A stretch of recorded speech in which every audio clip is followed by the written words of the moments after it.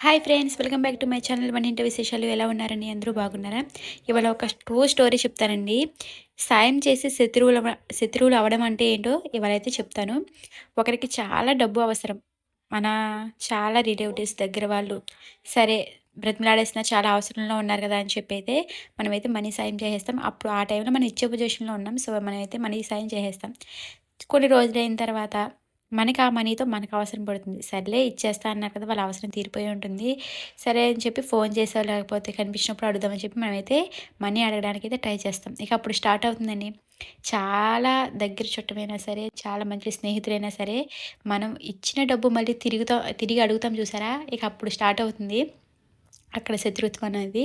మనం మనీ ఎక్కడ అడిగేస్తామని చెప్పి మనం కాల్ చేస్తే ఎత్తరు. మనం కనిపిస్తే మనం మొహం చాటేసుకొని పక్కకు వెళ్ళిపోవడం అలా జరుగుతుంది. ఇలా చాలామందికి జరిగే ఉంటుంది. ఒకవేళ నేను చెప్పిన స్టోరీ ట్రూ అనుకుంటే లైక్ చేయండి.